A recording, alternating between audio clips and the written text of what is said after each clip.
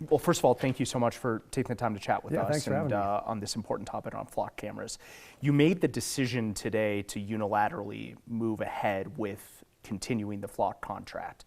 Just to start off, why did you make that decision by yourself? Yeah, so first what we've done is we've really listened to the feedback we've gotten from community on concerns that we share about privacy and protecting all our residents, and we've made dramatic changes. So we've made two really dramatic sets of changes. One is in who can access the flock cameras, and the second is what they can access it for. So as of today, our flock cameras are shut off to every federal agency, everyone outside the state of Colorado, everyone outside the city and county of Denver, and no one can access them other than Denver Police Department officers. And so that's a huge change. And that I think was what many folks said, was they were worried about now no federal agency can ever access our data, no outside state, no sheriff in Texas, none of those folks. The second is we'll make dramatic changes to what you can access the database for. So now we've worked with Flock to build a custom-built model just for Denver. This is a unique Denver model that only exists for us. And what it does is it will include a drop-down menu that only allows you to search license plates for a demonstrated crime under Denver and state law. So you could not ever search the database for immigration status, even though that would be illegal in Colorado. You could not search for unspecified category like other. You could not search for abortion access. Obviously, by both ruling out any access outside of Colorado and outside of Denver, we narrow that, but it also means no one will ever be able to search for anything that's not an active crime in the city. If this doesn't go according to plan, or if something happens that, let me ask this question this way.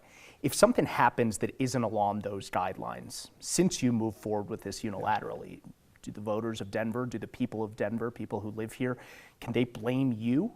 Well, we've made a number of changes here. One is, for the first time also, we now have a penalty structure that Flock has agreed to with us, which is if any of these rules are ever violated, if anyone ever accesses the information inappropriately, they'll pay a $100,000 fine per infraction. So if you have 50 searches that were untoward, there'd be a $5 million fine they would agree for the first time to pay to us. So that's critically important. Company's worth $7.5 billion. Is that enough to keep them from doing there's that? Never been a contract they've had that's had a penalty for a breach before that we're aware of, so this is a first step for us and for them. But importantly, we're doing this no-cost extension because Denver doesn't pay a dime for this. We're going to test this process for the next 4 to 5 months and see if we think it works. If it works for us and it works for the city, and we want to pursue a future contract, we'll bring that back. If over the next 4 or 5 months we find that it doesn't work for us, and we want to pursue a different vendor or a different strategy, we won't go forward with them. But there's no new dollar being paid to Flock or to the contract. It's our chance to pilot this Denver model with all of the restrictions we need just for us, and we think that's the right step forward. I want to make sure to mention, this is a critical public safety tool, right? When you look at why we've dropped auto theft at the airport by over 80%, that was done with Flock cameras for the ability to track that. You look at why auto theft is, remember 2 years ago, auto theft was one of the biggest things I heard about every single day. Why is that not happening anymore? Because we've dramatically dropped auto theft with the use of these cameras. We have serial rapist that was at large in the city we found using Flock cameras. We have shootings, 8, 9 homicides we've solved using Flock cameras. To turn these off unilaterally would materially make the city less safe today. I won't do that as the mayor, but what I will do is respond to people's real concerns I share about privacy. Important to know, there has never been a single migrant in the city and county of Denver who's ever been identified or detained because of Flock, period, full stop. Anyone that says differently is lying. And so there are fears of what could have potentially happened. There is no demonstrated transgression that has ever happened in Denver with these cameras. And the steps we make today will make it far more safe that none of those would ever happen going forward. I want to talk more about that in just a sec, but first let's talk about the cost. You and I both know, probably you better than I, that nothing is free in this world. Why is this free, so to speak? Yeah. What do they get in return? Why did the company say, yeah, Denver, don't pay us a dime? Well, they obviously would like to be our partner long-term. They'd like to be our vendor long-term. And so they would like to be able to earn a contract that would be an extension. But I think they were confident enough in their ability to build a product unique for Denver, for what we needed, that we would find it to meet the needs of our city, and we would decide to go forward. If we do, that's the upside for them, is we could extend a contract. If we don't, they realize they're taking a risk to not get paid, and that I think is their commitment to us, to want to fix the challenges we've raised and to continue to be a partner if we're going to have them. Some people might say, well, the mayor moved forward with this plan because it's under $500,000 and doesn't need the approval of city council to move forward with that. Is that true? No, I move forward with this because it's my job to keep the city safe. It's my job to hear community feedback on what we can improve and to make changes to that. I run the executive branch. I have to operate these departments and make these decisions. And so what we did was hear that feedback, make dramatic changes. Many folks said, just scale it back to Colorado. We went farther than that. We've ruled out every other law enforcement agency in the state. Now what we will do is we'll open up other law enforcement jurisdictions who want to share with us. We would be open to if they're going to sign an MOU with us that commits to the exact same version of our Denver plan, which is you have to have the same drop-down menu that is the Denver drop-down, which only lists crimes that are chargeable in Colorado. You have to commit to never letting any federal agency or federal agent access the database. And by the way, if you or anyone on your staff violates that, you will agree to us jointly prosecuting you through your local district attorney, through our district attorney, and we'll refer to the Attorney General statewide. And so we're clear about prosecuting any violation of this, and we think that's equally important. I'm intrigued. This is what we're now less than a day into these new plans where you shut off access for everybody other than people in the city and county of Denver. So you shut off access for everybody except for Denver police, yes, basically. Has any department outside of Denver already approached you saying, hey, can we sign on? Oh yeah, we already have multiple jurisdictions who are in conversations with us. And I want to be clear, this is a risk on public safety. If you have someone that commits a crime in Lakewood and flees into Denver, they will not be able to find that person in Denver. If you have someone, we had a trans woman who was kidnapped and murdered, picked up in Denver, murdered in Lakewood. We solved that crime because Denver and Lakewood could talk to each other across a flock camera database. We are so mindful of people's concerns, we are taking a risk that it will be harder in the short term to track people across county boundaries. No one cares if you're a criminal where the Lakewood-Denver boundary is, or where the Arvada boundary is, or where the Thornton boundary is. But we think we can work with those jurisdictions to sign on to a set of values they share and we share, which is never used for immigration status enforcement, never used for reproductive care access, or anything that were these worst case scenarios from other states that have never happened in Colorado, that we will make sure never happens in Colorado. So as those jurisdictions want to sign on to those sets of values, as we think they will, we'll add them back to the network jurisdiction by jurisdiction. So you've had people, or you've had different jurisdictions saying, hey, we're interested in signing on to your MOU. We're already in conversation with multiple of them. Have you had any jurisdictions come up to you and say, what are you doing? We can't sign on to that.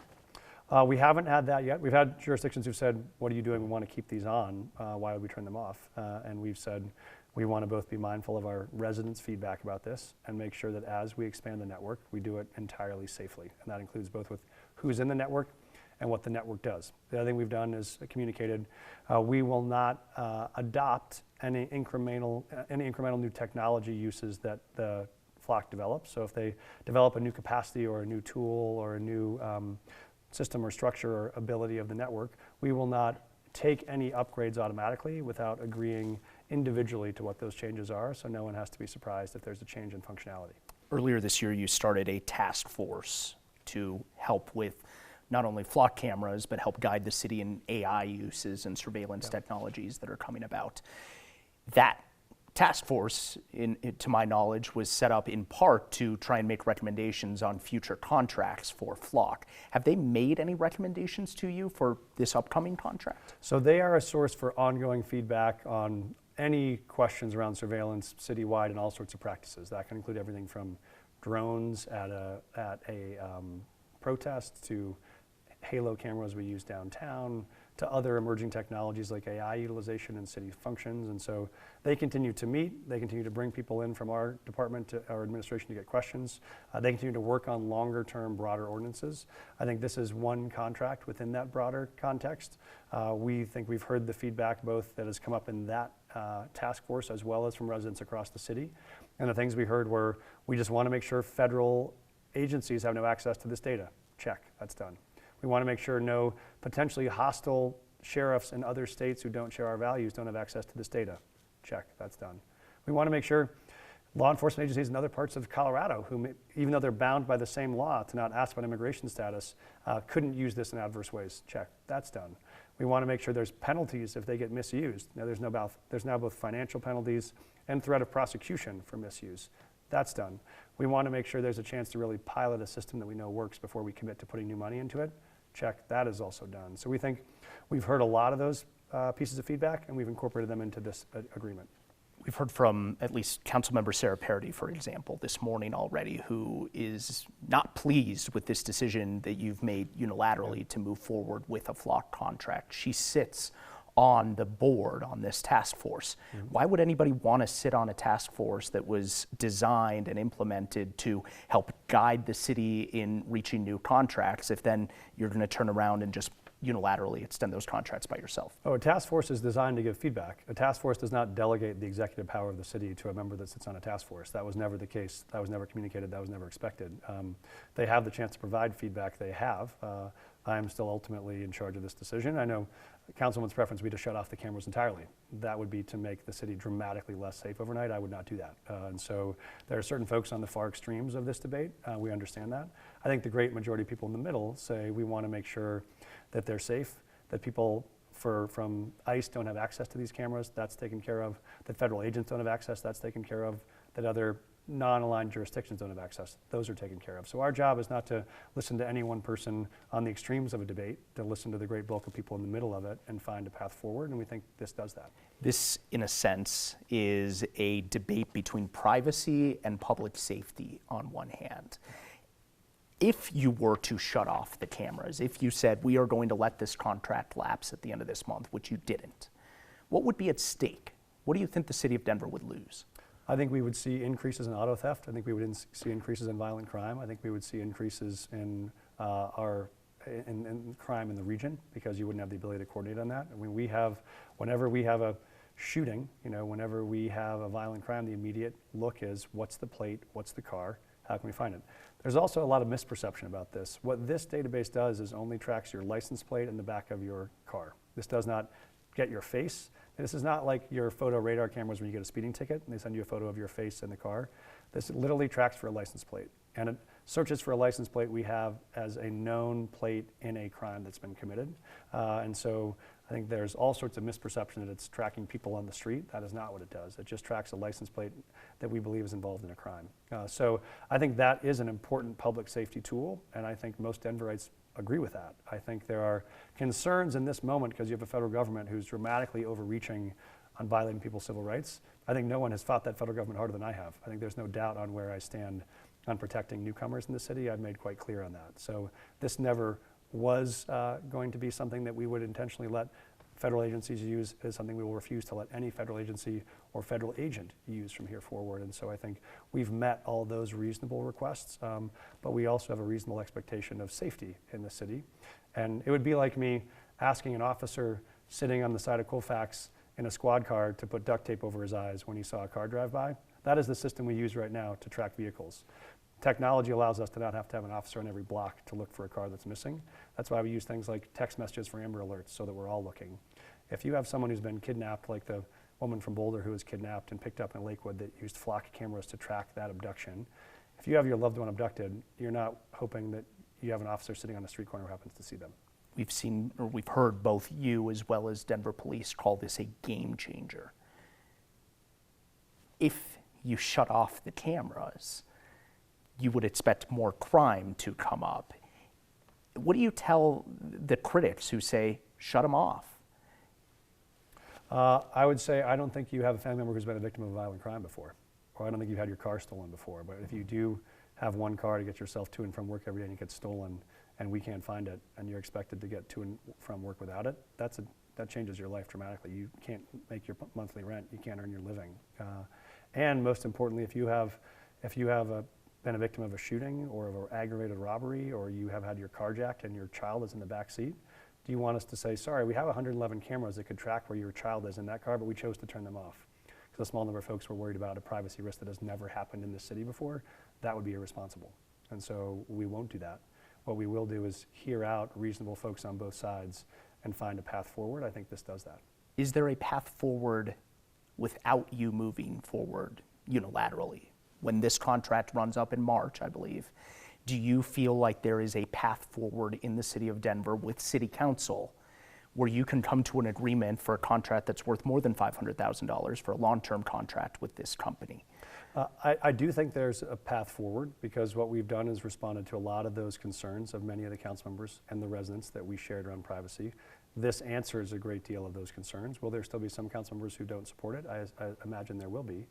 Will there be, if we can prove this works and works effectively over the next 4 or 5 months and protects that privacy, I think there will be a path forward, and that's what we want to demonstrate. And so I think we needed the city and the council to see how the new system would work before it was a vote on that new system. What we didn't want to have is a vote on the old system, because we understood the concerns of that old system and we want to fix them. This gives us a chance to fix them, test them, and if they don't work, we'll look for another option. But if we get to a place in March where the council decides Flock is not a contract they want to support, that will not mean I'm going to turn off the cameras. That means we'll look for a different provider to operate cameras. But the basic notion that we won't use a camera infrastructure to track down crime in the city is not one that I think the residents want us to step back from.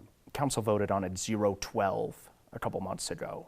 Do you think that it was unanimous against it because you told them to? Yeah. The reason was we pulled that contract down before the vote. So we had many yes votes that day. We explicitly said, let's not do this now. People like Kevin Flynn, for example. Yeah, we had many yes votes. We asked council to vote it down. So to be clear, we didn't ask for a vote. We didn't expect a yes vote.